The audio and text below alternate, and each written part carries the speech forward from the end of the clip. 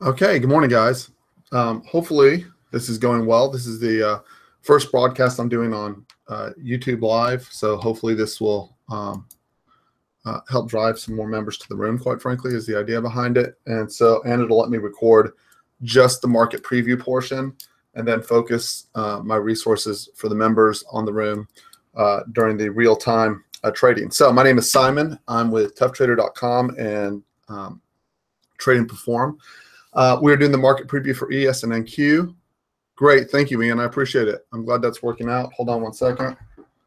Let me get all the little final pieces. We're obviously having a nice little gap down this morning. Throwing in the, before we get started, I already have Globex high and Globex low in on the charts. These have been posted to the members overnight. For those of you who are new, the focus is on the white zones, primarily on first touch of the white zones. And I prefer longs to shorts, generally speaking, but I trade both sides of the market. I just try to press on the long side more than I do on the short side. So first of all, there's no economic data for this morning. That usually argues for balance. And I've got a feeling that we're going to try to get a retest of this 25.76 to 25.77 and 3/4 at some point today, but I'm not sure obviously exactly where. And clearly people are going to come in fairly bearish, right? Overnight, all the selling's to the downside. And just like in any other market, right? NQ's down almost 30 points. It's a good chance that we catch short traders on the short side and shove them back up to force them to squeeze before we make the move in whichever direction we're going to make. I would look for some type of initial squeeze. Hold on one second here. See if I can move that. So let's get, before we get started here, gosh, I feel a little out of sorts. There we go. So first, legal notices. Past performance is not indicative of future results. This is for educational purposes only. I'm sharing my trade plan with you in hopes that it'll make you a better trader, right? Do not follow anyone blindly. Make sure you have a written trade plan and a written risk plan, and that you follow the risk plan. Actually, following the risk plan is more important than following your trading plan, because if you don't follow your risk plan, and you do follow your trading plan, and your trading plan just has an off day, you can blow yourself up.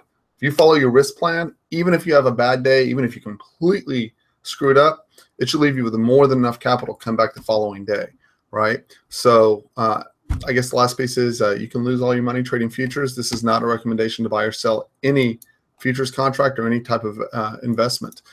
Simply to help you all become better traders.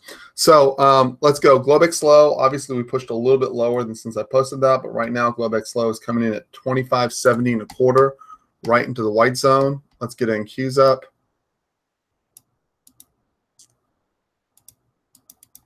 Wow, that's not good. Hold on a second here. Let's see if we can get this to respond. There we go. NQ. Okay. On NQ, we have Globex high of, well, let's see where we're coming in. Let's go Globex low first since the computer's there. 62.81 past the white zone.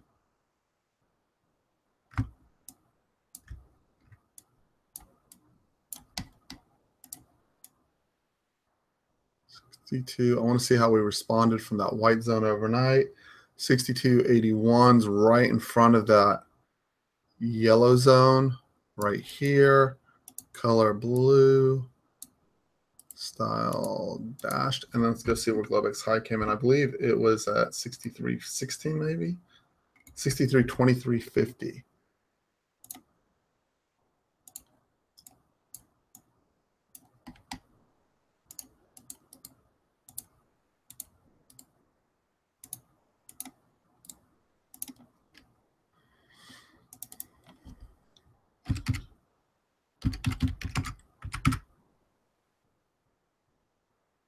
Ah, there we are. And there's Globex high, came right in underneath the yellow zone, almost to the tick last night. Let's go see what we did overnight really quickly here. And I'm going to bring in my join me so we can see how the market behaved.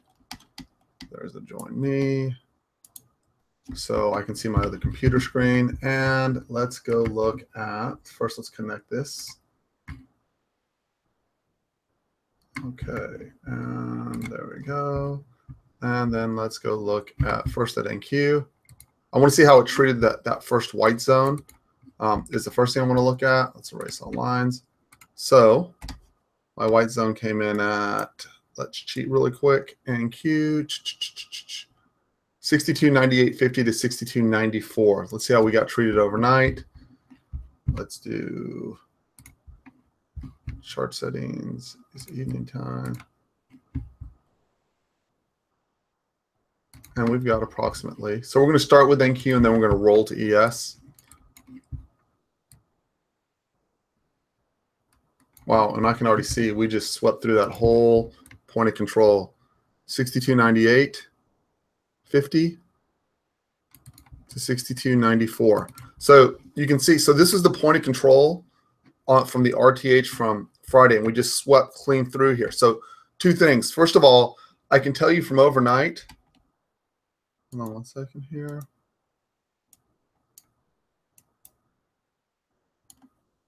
Hold on.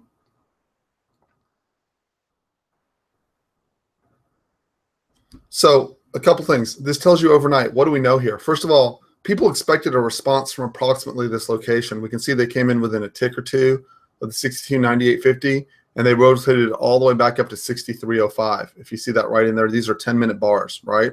So number one thing is, if I were trading last night, I'd have expected a response out of this area. Now, there's a couple of things why we would have swept through that area. First of all, we were inside Thursday's high-low still, right? And that's important to remember for today, right? If we don't get below Thursday's low, it's not bearish, number one. Number two, what do we know when a location gets busted, whether it's overnight or it's during the day session?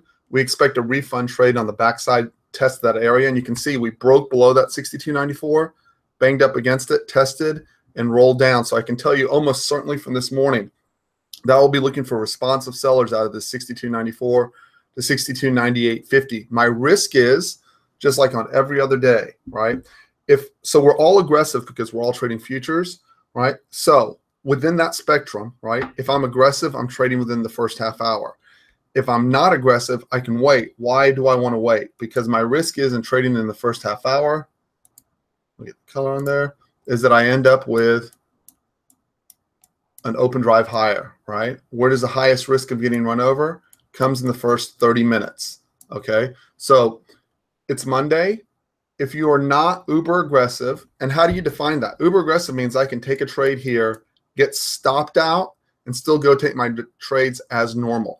If that doesn't define you, if that's not who you are as a trader, right? If you get stopped, your day's over, scratch this. Just wait till the first half hour is done. And then what's the next thing you want to go to determine whether you want to take a trade? We know we already have 30 points of rotation overnight, right? More than 30 points. So you can wait for 30-point rotations either to the downside or to the upside and still get plenty of opportunity to get location, right? So if we're opening at 62.81, that puts you at the 63.10, 63.16. Remember, all week long, including overnight, this neighborhood in general, let's call it 63.10 to 63.30, right, has been a consistent support resistance area, right? You can see it repeatedly here, here, here, here. This, right, and there's a white zone up in that location, which I'll show you. Let me make sure I'm keeping track of time. So that would put us in to the 63.12, 63.16, right? And then the ideal location is obviously all the way back at the 63.30, right, to 63.23 neighborhood, and also all the way back to 63.45, right? I do not consider if we get past this area. So the reason why this is not a white zone, there's a naked, let me cover this real quick to make sure we have this covered properly. In this zone, we have two competing interests. This is a naked volume point of control, and it would be a stretch. I do expect rejection out of this area. However, it's a weak high, and if we do not have a strong rejection and we start consolidating up here, especially in a consolidation that looks like this, high and tight and grindy, expect this to break. I'm not expecting it to break this morning, right? But that's what I'm looking for. What I'd like is a push in and a direct push out. I would not like it to hang up in here for a long time because it's a very weak high to the upside, right? Okay. So where am I planning to be aggressive? Into that busted overnight white zone is where I'm planning to be aggressive this morning, and I'm looking for a counter rotation out of that area, but it's for a scalp, right? And again, from where we're opening, which looks like we're at the low, 62.83 1/4, right? The next area is this yellow zone. So remember to structure. The idea for your highest odds locations comes from the white zone. We're opening into a yellow zone, essentially. You have to make a judgment call as to whether you're going to take that. I'm not certain I'm going to take it. I'm going to watch how the PA behaves in this area. By the way, Globex low is rolled back. No, still 62.81. I'm going to watch how it behaves out of this area. My target back up from the 62.81 is to the 62.94 to 62.98. Whether I take it from the yellow zone or I take it from the white zone, that's my backside target. Now there's a flip side. There's a flip side to this story. If we fail to get back into Friday's range, right, that leaves us testing up on the bottom end of this area. We've created resistance, which I'm going to draw out for y'all in a second. If we fail to get back in and test back into value, right, which I'll show you in just a second, but if we fail to test back into this area within the first half hour and we consolidate, we don't get half gap, we don't get gap fill, and we consolidate, expect a leg lower to retest both the white zone and Thursday's low. And then if we get into the 62.29 to 62.20, this is why I'm looking to take a long out of this position, right? So I'm almost certainly going to be long out of this area, right? Unless it's just a clean blow up right out of the gate, 62.29 to 62.20, I'll be looking long from that area. And then, so this is important when we get to down 100. We have single prints in this area. So guys, remember last week when I covered the PA, okay, I will not be buying simply into this area because it's single prints. What I'll be looking for, so if you'll picture this, I'm not going to draw it all out colorly, but we get a nasty morning. Let's even say the white zone blows up and it's coming down like this. What do I want to see? I will not automatically take a trade in this location. I want to see a close above my last sell bar, right? A close above, not test above, actual close above. And then I'll be working that 50-60 back with a stop just below my low for a push back up. The other point, this will be over 100 points down in this area. The other thing you want in your note is that the bars will probably be in excess of 10 points, probably 15 to 20 in this area. So if you're catching the knife here, even though the zone should work, right, you have to make a decision as to whether you want to see the bar get printed above and wait for the retrace, or if you're going to take it right into this location. Again, I don't think we melt today is my 2 cents. So this is just a back burner plan. So I have a note in here, right? For guys who cannot take getting smoked on a falling knife in this area, wait till we get above the last sell bar. I'll obviously point it out in the room in real time, and then wait for the 50-60 back. It's the easiest way. It doesn't prevent you from necessarily taking a stop. It does prevent you from getting caught in a vertical move like that, however. And generally, about 70% of the time when we have trend day down, it prevents you from getting blown up. Right, so I'm not looking for trend day down. What would be the first clue that we might have trend day down is if we get 3 bars to the downside, tick improves while price does not improve. It's just the opposite of trend day up, right? Tick improves. We open up at -1,000, which we're almost certainly going to do, and we grind up like this, and price comes down as tick goes up. That tells us that there's broader market buying and that they're using that opportunity to sell into the index, right? So again, I'm not bearish, and I'm never bearish. My primary objective on the day is to catch the U-turn and catch the pushback up in the afternoon. If that's what we end up with, is the pushback up in the afternoon. Let's go do ES. Does anyone have any questions over the NQ trade plan? Any of the members in the room? Am I clear on where I'm trading? My plan out of the gate is to try to get a push, either arrange for a push back to Friday's point of control, right? If I can find entry in either this location visually or simply take the 62.66 for a push back in that direction, right?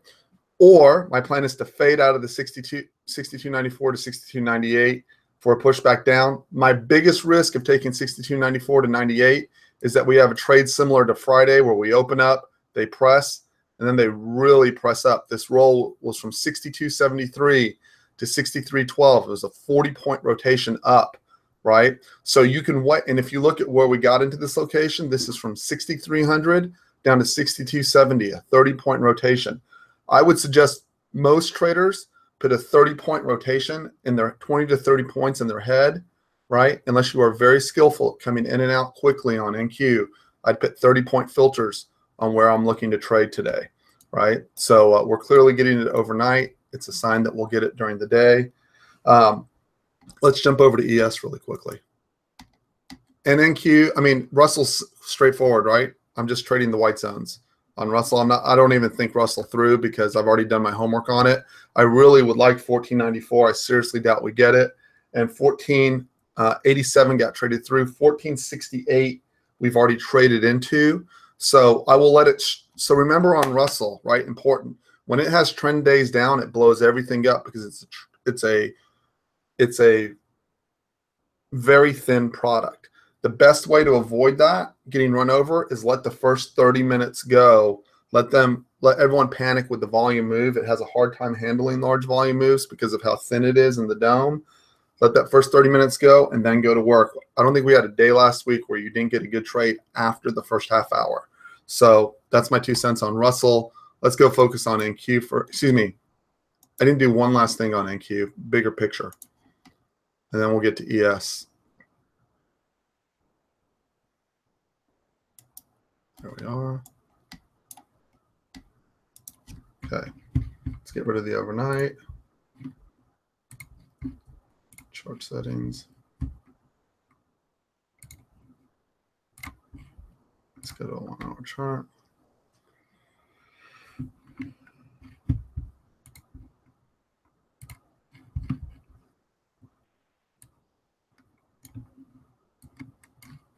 Let's back this out a bit. That's all I wanted to do. There we go.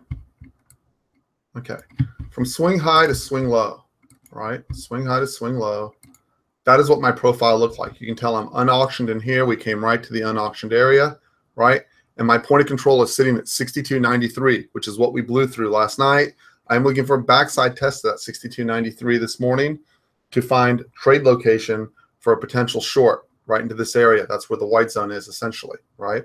If I look from swing low to swing high, right? From Friday, again, 62.93 is where the majority of the volume went off, okay? If I come back and I look at a little bit bigger picture, right? And I look at this area going back to the 27th, all the way to Friday's close.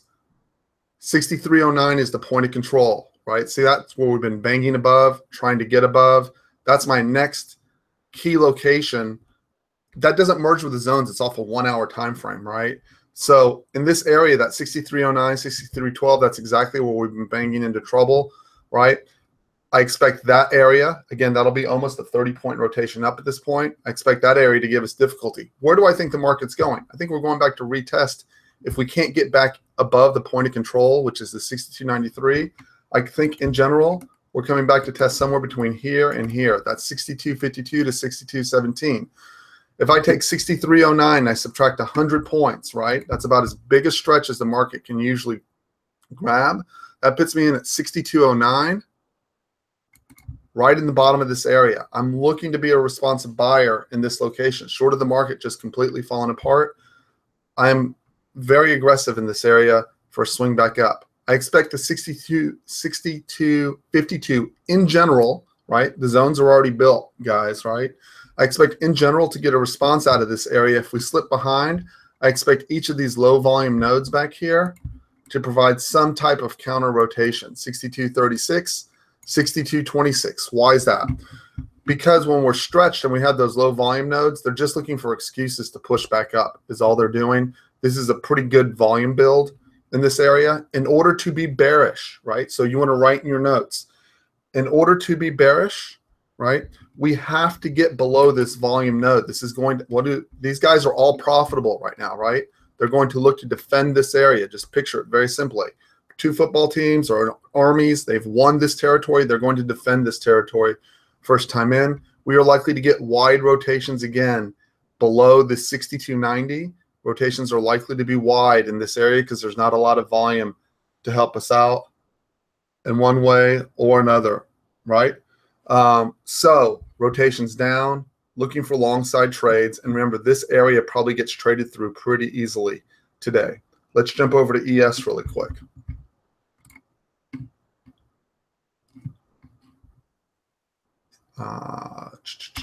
There we go. Oh, don't like that chart. That's for another purpose. Let's do, there we go. 60 minutes on ES. Let's clean this chart. So obviously the trade plan is to trade out of the white zones, right? We already know that. We have about 8 minutes left. So swing high to swing low, right? 25.78. We're currently trading at 25.72. 25.78 is the point of control from this rotation from swing high to swing low. Let me spread that out a little bit, because what I'm looking for, right, is I'm looking for confluence in particular areas. So if I draw my volume profile low to high, 25.82, 25.78 to 25.82, you know you're going to have people defending in that area. This is not taking in the TPO profile, just the ES profile, right? So I know that I plan to have resistance in this area. If I go back and look at the white zone to see what correlates on a smaller time frame on ES, that brings me to 78 to 82. Again, I expected this area to get tested overnight. I'm going to go look what it did, but my imagination, I imagine we did get a rotation out of there, and then we've come down to the next white zone, right? So if I look at the bigger picture, more importantly, right, swing low to swing high. Here's my point of control. Once again, 72 to 76. We keep shifting. We actually shifted up because prior it was at 72 3/4. But all the volume is right here. Oh, you can't see that. I apologize. There we go. There we go. Okay. So from this swing high to this swing low, we came in at 78 1/4. From this swing low to this swing high, point of control is at 82, right? But the bigger picture from swing low to swing high, 78 to 72. Remember, shifting time frames, right? I expect it to be muddy in 72 to 78, and we're right at the bottom of that.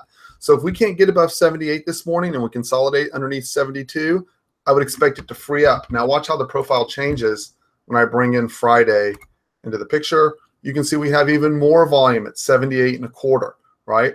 My guess is between 78 and 82, you're going to find responsive sellers at some point this morning. What do we have to get above? 82 and consolidate for a push to the gap fill, right? If we hold underneath 72, which is where this volume build is, I'd expect a retest of the 64, and then this is pretty poorly auctioned underneath. There is a exaggerated low volume node sitting right there at 25.50.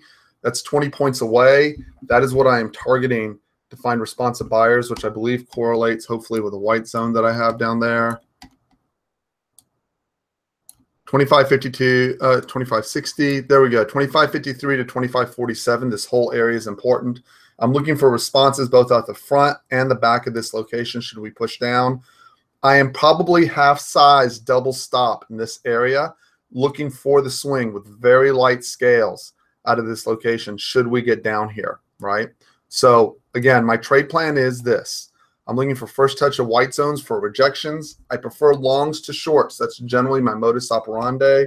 I'm looking for U-turns as we push down, right, and push out. I expect responsive sellers first time into the 76.50, 77.50, and I expect this to act as a magnet this morning. By the way, that would only be a 4 or 5 point rotation. In ES, the key rotation is 10 points. So again, if you're not aggressive, you can afford to skip the first half hour.